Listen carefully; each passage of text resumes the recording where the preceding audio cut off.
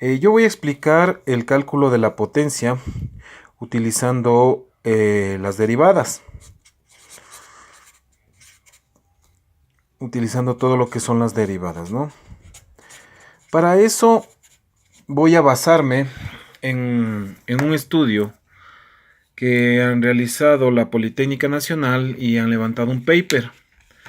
Este estudio básicamente lo que hacen es por medio de un sensor puesto en un pistón calcular la presión. Aquí vemos una modelización que sacó ese sensor. Bueno, este estudio es muy extenso, ¿no? Y esta es la ecuación que sacó esa modelización. Ustedes ven que aquí es una ecuación cuadrática, pero justamente esta presión está dada por los datos de voltaje. Aquí tenemos justamente la modelización. Yo me la permití ampliarle para que ustedes vean. Aquí está esta modelización dada la presión en bares con respecto al tiempo. Y yo traté de modelizarle a una ecuación cuadrática, pero con respecto al tiempo. Es así que logré sacar ya un sistema de ecuaciones con los puntos críticos que tiene esta curva, ¿sí? Por ejemplo, aquí tenemos en 0.08 segundos, la presión sería relativamente cero. Y el punto más alto sería en aproximadamente 1.11 segundos. Y igualmente el punto más bajo sería 0.14 segundos. El punto más alto aproximadamente estamos hablando de 9.2 bares. Siendo así, yo modelicé igual esa ecuación. Y aquí tenemos el punto más bajo, el punto más bajo, los dos puntos. Y aquí tendríamos el punto más alto, ¿sí? Que sería de 9.2 bares. Listo. Esto lo modelicé por medio de la ecuación cuadrática y lo puse en un sistema de ecuaciones. Esto lo puse en la calculadora, pues y me botaron estos coeficientes. Al tener estos coeficientes, yo ya puedo aproximar la ecuación a la siguiente. Tenemos, bueno, este es el coeficiente 1, el coeficiente A t cuadrado, coeficiente B t menos esto de aquí. Tanto así que nos bota una curva característica que ya les voy a poner en el video justamente la curva que nos botó. Listo. Retomando esto, entonces nosotros tenemos que la presión como fórmula es igual a la fuerza sobre un área, de donde tenemos que podemos despejar la fuerza, que es igual a la presión por el área. Pero esta área va a ser el área del cilindro, ¿sí? Y aquí es igual un área de un cilindro, o mejor dicho, del cilindro del pistón, ¿no? De la cabeza del pistón. Aquí es igual, es a pi por r cuadrado, donde este r va a ser el radio del pistón. Pero en automotriz nosotros no utilizamos el radio, sino utilizamos el diámetro. Es decir, que nos queda la fuerza va a ser igual a la presión por el área, que va a ser pi, por el diámetro sobre 2 al cuadrado. En otras palabras, nos quedaría que la presión por pi, diámetro al cuadrado, sobre 4. Aquí tendríamos nosotros ya una fórmula para nuestra fuerza. La presión justamente es el polinomio en función del tiempo que nosotros sacamos. Entonces tendríamos que esta fuerza va a estar dada por el diámetro al cuadrado sobre 4 y este polinomio en función del tiempo, la presión en función del tiempo. Es decir que ya tendríamos nosotros una fuerza en función del tiempo, que es lo que necesitamos. Con esto ya podemos sacar lo siguiente.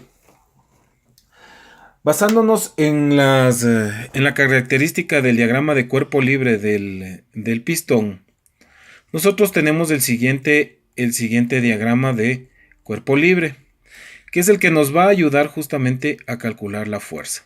Tenemos aquí dos fuerzas que actúan relativamente dos fuerzas que van a actuar en el pistón. La fuerza que nosotros calculamos, que es F, la fuerza de biela, ¿sí? Aquí tendríamos una fuerza de radio. Tendríamos aquí la longitud de la biela, el radio de la biela hacia el cigüeñal. Y aquí justamente tenemos nuestros ángulos. Entonces, a partir de esto, nosotros tenemos la siguiente fórmula. Llegando a la siguiente fórmula, que es FB, o la fuerza de biela que necesitamos igual a la fuerza que tenemos en función del tiempo, dividido para el coseno del ángulo que forman. ¿Estamos de acuerdo?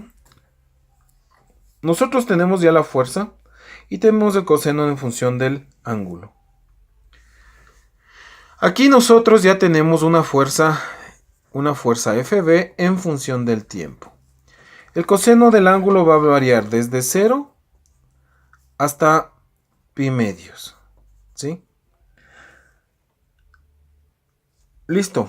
Entonces, ya teniendo esta fuerza en función del tiempo, nosotros lo que procedemos es a encontrar el torque. El torque va a ser igual a la fuerza FB por el radio.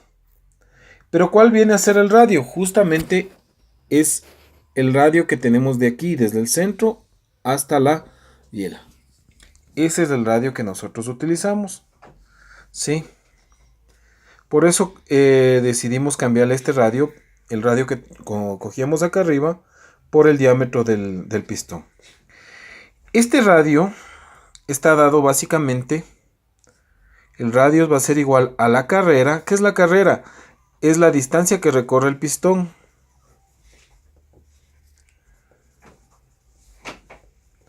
sobre 2. ¿Sí? Entonces podremos decir que el torque, ya un torque en función del tiempo, va a ser igual a la fuerza FB en función del tiempo por la carrera sobre 2. Esto es una constante, esto es constante. Y ya tendríamos nosotros ahora sí nuestro torque en función del tiempo. Ahora, para sacar la potencia, tenemos que la potencia va a ser igual al torque por la velocidad angular. ¿Sí? La velocidad angular igual se mantiene como una constante. Y el torque ya lo tenemos en función del tiempo, de donde tenemos que la potencia en función del tiempo va a ser igual al torque, que lo sacamos en función del tiempo, por la velocidad angular, dada en revoluciones por minuto. Es así que nosotros ya encontraríamos una fórmula en función del tiempo, la cual podemos derivar y encontraríamos la potencia máxima.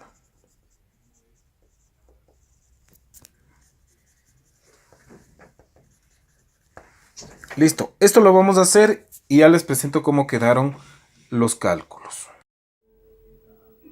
Listo. Continuamos con la demostración. Bueno, he cambiado la función. Bueno, aquí ven ustedes cómo se hace justamente el cálculo.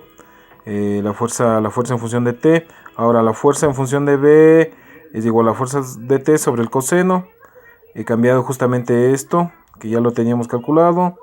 De ahí sí puedo sacar el torque. El torque es igual a la función de B en función de T por el radio. El radio es igual a la carrera sobre 2. Hablábamos que la carrera es la distancia que recorre el pistón dentro del cilindro. Y justamente aquí cambiamos, ¿no? De ahí tenemos la potencia, que es igual al torque por la velocidad que está dada en revoluciones por minuto. Pero nosotros necesitamos para nuestro cálculo en radianes sobre segundo.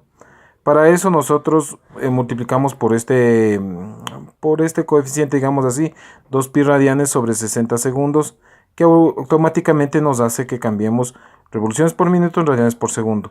Y aquí ya tendríamos la potencia, la cual nos bota una función en función del diámetro, el ángulo que genera el ángulo que genera la biela con respecto a la vertical, la carrera, la velocidad en revoluciones y el tiempo.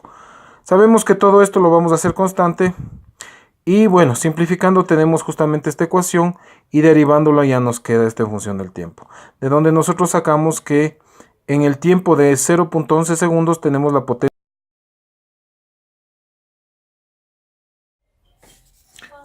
Bien, listo, como estábamos nosotros ya terminándole el problema, básicamente ya reemplacé todos los valores y me quedó una función donde esta función estaba en función del diámetro, de la carrera, de la velocidad angular, del coseno. Y me quedó un coeficiente donde me va a dar la potencia máxima. Bueno, esto yo lo puse ya en, en el Excel para poder calcular de mejor manera la ecuación. Y bueno, aquí vemos que la ecuación es esta, ¿sí? Y bueno, puse diámetros, el ángulo de 23 grados, una carrera, que es el doble del diámetro, y la velocidad angular. Todo esto me calculó y me botó 78.496 vatios, dividido para 786, y tengo aquí ya la potencia en HPs. Casi son 100 HPs a 3000 revoluciones. Bueno, con esto ya queda pues terminado justamente la explicación de esta demostración. Hemos utilizado una parte de lo que es derivadas orientado justamente al área automotriz. Agradezco bastante por su atención, muchas gracias.